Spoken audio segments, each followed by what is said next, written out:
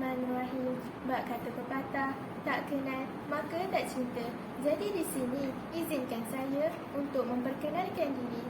Nama si empunya badan Nur Alia Humairah binti Muhammad Rashidin, berumur 15 tahun dan bersekolah di Sekolah Menengah Agama At-Tanwiriyah yang terletak di Parit Jawa, Muar Johor. Kod sekolah JFT 5006. Di dalam video ini akan saya kongsikan kepada anda semua mengenai buku yang sangat menarik yang pernah saya baca. Nak tahu buku apa? Ini dia buku yang saya maksudkan, berjudul Pelukis Jalanan. Buku ini ditulis oleh penulis yang agak terkenal, iaitu Timi Abdullah. Buku ini mempunyai sebanyak 215 halaman buku surat. Kalau nak tahu, pada tahun 2017, buku ini telah pun mendapat tempat pertama di dalam anugerah pilihan pembaca popular sebagai kategori bukan fiksyen. Menarik bukan? Bukan itu sahaja. Apa yang lebih menarik lagi, buku ini menceritakan tentang kisah benar mengenai diri penulis itu sendiri, Timi Abdullah. Secara ringkasnya, buku ini menceritakan pada mulanya bahawa Timi Abdullah sangat sukakan melukis dan beliau seorang pelajar cemerlang sehingga SPM. Oleh kerana itu, dia telah mendapat tajaan untuk melukis satu program persediaan keluar negara selama 2 tahun di dalam Malaysia, iaitu A-Level. Jika dia memperoleh 12 mata daripada 15 mata dalam peperiksaan akhir A-Level tersebut, dia seterusnya akan dihantar untuk melanjutkan pelajaran ke luar negara dalam bidang arkitektur. Tetapi malang sekali, Timi hanya memperoleh 11 mata dan hanya kurang 1 mata sahaja di dalam peperiksaan A-Level tersebut. Hal ini terjadi oleh kerana kecuaian yang dilakukan oleh Timi itu sendiri kerana tidak menumpukan sepenuhnya perhatian terhadap pembelajaran.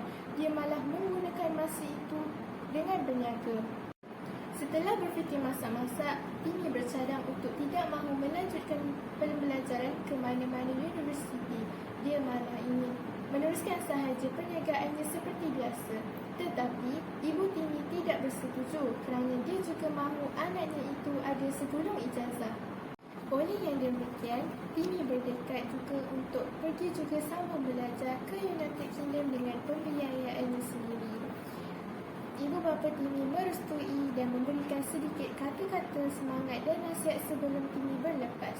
Setelah beberapa jam berada di dalam kapal terbang, akhirnya Timi sampai di kota London dengan selamat.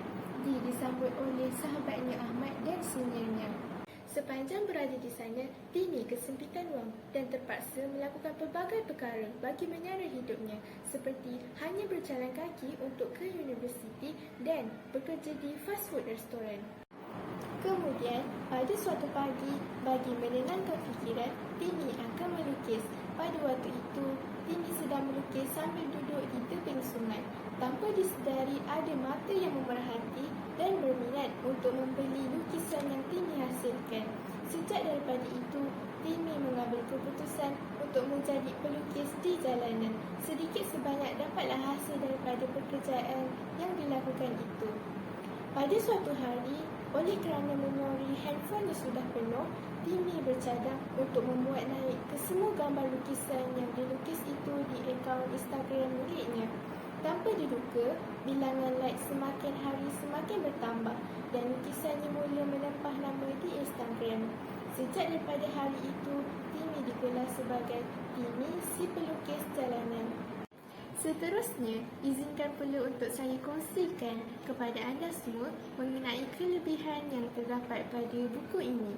Yang pertama, lukisan yang terdapat pada kulit buku ini amatlah unik kerana ia dilukis secara manual, iaitu lukisan Timi sendiri. Yang kedua, di dalam buku ini diselitkan juga sebuah galeri di mana penulis berkongsikan lukisan yang dilukis masa menuntut ilmu di kota London. Dan yang terakhir, buku pelukis jalanan ini amatlah bagus kepada mereka yang bergelar pelajar supaya dapat dijadikan sebagai sumber motivasi untuk terus bersemangat dalam menuntut ilmu, termasuk diri saya sendiri. Dan apa yang paling saya suka di dalam buku ini ialah terdapat sepotong kata motivasi yang berbunyi, ia kekal dongeng jika engkau tidak mula berjalan.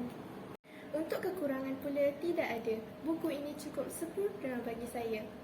Apa yang boleh saya katakan, pengajaran yang terdapat di dalam buku ini amatlah banyak kerana ia mengajarkan kepada kita supaya jangan mudah putus asa dalam mengejar impian dan cita-cita.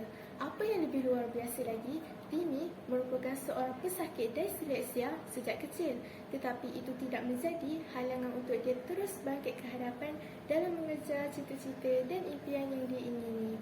Kesimpulannya, kalau Tini boleh, kenapa tidak bagi kita? Bagaimana? Pasti pendengar semua teruja untuk membaca buku ini, bukan? Pergi ke pekan membeli jambu, beli bersama Herba dan Halia. Buku bagaikan lautan ilmu, amalkanlah membaca, amalan mulia.